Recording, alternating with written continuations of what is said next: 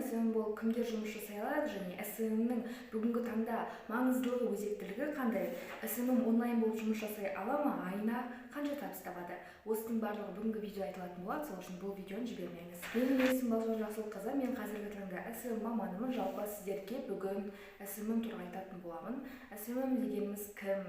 Оның қандай міндет атқарады? Ал ендеше ең алдымен YouTube арнама тіркеліп лайк басып кетіңіздер және қандай видео күтетіндеріңізді комментарийда күтетін боламын. Және толығырақ Instagram парақшамда SMM туралы бар. Жалпы SMM дегеніміз мамандықтардың бірі. SMM дегеніміз сенің яғни бизнес парақшалардың,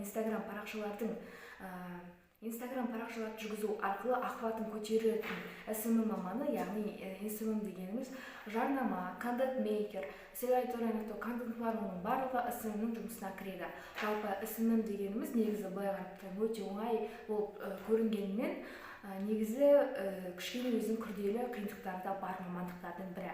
Ал SMM болып жұмысқа табыс тапқысы келетіндер, жасөспірімдер, сонымен қатар декретте отырған аналардың барлығы айналыса алады.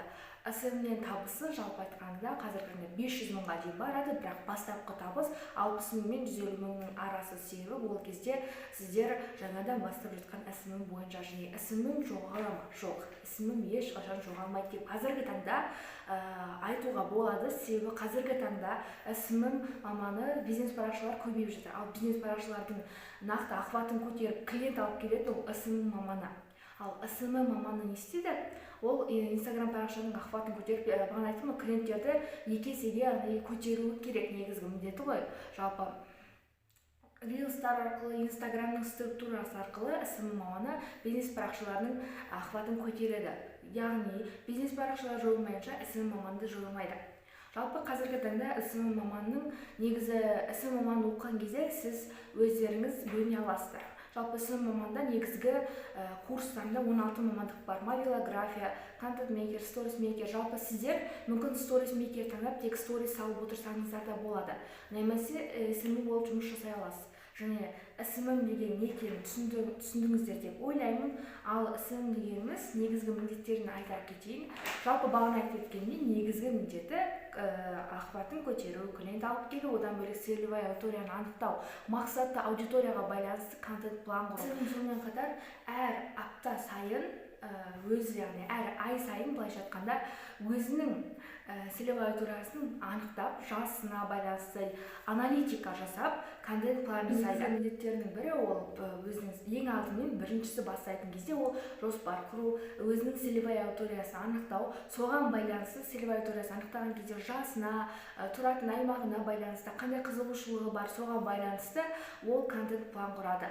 Яғни сол контент план арқылы SMM өзінің блогын дамытады. SMM және кім болып жұмыс жасай алады? Мобилография, график дизайнер болып та жұмыс жасайды, мобилограф болып та жұмыс жасай алады.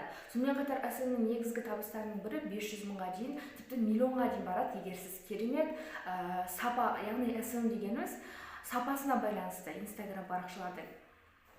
Сонымен қатар онлайн болып жұмыс жасай ала ма? SMM онлайн болып жұмыс жасай алады, немесе фрилансер болып жұмыс жасай алады, немесе аптасына 1-2 рет барып, түсіріп, қалған күндер видео отырып та жұмыс жасай алады. SMM-нің негізгі пайдалы жақтарының бірі де осында. Онлайн болып жұмыс жасау, оның барлығы өте оңай жұмыс қой. Былайша айтқанда, видео отырып жұмыс жасайсыздар, фрилансер болса, ал сіздердің шоттарыңызға ақша түсіп отырады. Бірақ әрине өзінде қиындықтары бар. Қатар SMM-де сіздер өздеріңіздің Instagram парақшаларыңызды жүргізу арқылы, немесе өздеріңіздің туысқандарыңыздың Instagram парақшаларын жүргізу арқылы, тіпті болмаса басқа бір бизнес парақшаларды көріп, дамыту арқылы, немесе өз бизнесіңізді ашып дамыту арқылы SMM арқылы табыс таба аласыздар. Негізгі табыс табу жолдарын айта кеттім. Жалпы SMM деген түсінікті болды деп ойлаймын. Қысқаша шоу жасап өтейік. SMM дегеніміз қазіргі таңда өте өзекті мамандықтардың бірі. Бизнес парақшаның Instagram парақшасын жүргізетін адам ол SMM. және SMM дегеніміз ол онлайн болып та жұмыс жасайды, яғни аптасына немесе 1-2 рет барып та жұмыс жасай алады, өзінің бизнесін ашып дамыта алады және біреудің, яғни клиенттің Instagram парақшасын жүргізу арқылы табыс таба алады. Жалпы SMM айына адам, егер сіз бастапқы сын болсаңыз 60 мыңнан 150 мыңға дейін дәл солай көтеріле береді. Сонымен қатар SEO негізі өзінің стиль аудиториясын анықтау арқылы контент план құрады, жоспар құрады, соған байланысты өзінің негізгі міндеттерін анықтайды. Жалпы түсінікті болды деп ойлаймын. Қысқа нұсқа, жалпы көбірек менің инстаграмда болады, сол үшін инстаграмға тіркеліп кетіңіздер. Мен сіздерді өте қатты жақсы көремін. Сіздермен бірге болған мен